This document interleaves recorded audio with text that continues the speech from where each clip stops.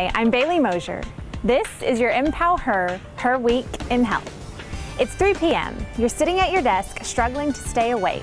In this week's edition, we'll tell you why sugar may not be the proper afternoon pick-me-up. We'll also learn that women are overwhelmingly more prone to broken heart syndrome than men. And if you're thinking of ditching your diet this Thanksgiving, researchers say turkey and dressing aren't the only temptations keeping you from achieving your weight loss goals. Have a look. Scientists at the University of Cambridge found that protein, not sugar, activates the cells responsible for keeping us awake and burning calories. Researchers studied the effects of different nutrients and found proteins had the most effect on regulating wakefulness and energy expenditure.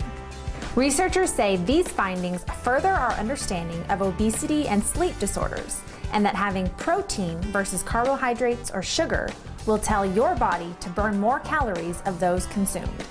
So if you're looking for a mid-afternoon pick-me-up, a hard-boiled egg may better serve your interests than a trip to the soda machine. Broken heart syndrome is a heart condition brought on by extreme physical or emotional stress. And researchers from the University of Arkansas say it occurs 7.5 times more often in women than in men. Symptoms mimic a heart attack and trigger chest pain, shortness of breath, an irregular heartbeat, and generalized weakness, often resolving itself within 1 week. Doctors can't say for certain why women suffer from the disease more than men, although hormonal differences and variations in coronary arteries may be part of the reason.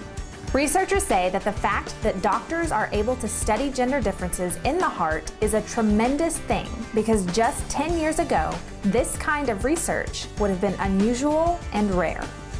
In an article titled "Free Will and the Obesity Epidemic," researchers from Cornell tell us we are slaves to our environment, and that our overindulgence is due to factors out of our control. The team analyzed hundreds of articles on eating behavior and found forces such as cheap food prices, ease of access to unhealthy food, large package sizes, and seeing others dining out are all strong stimulants influencing the obesity epidemic in the U.S. The researchers suggest that the government step in and make low-calorie foods cheaper, and for individuals to chart their eating habits to become more aware of unconscious eating. So while we may ultimately decide what we put in our bodies, there are a lot of outside forces making it ever more difficult to stick to our healthy eating and dieting goals. That wraps up your Her Week in Health. Join me here at .mpower.com every Friday as we recap the latest in women's health.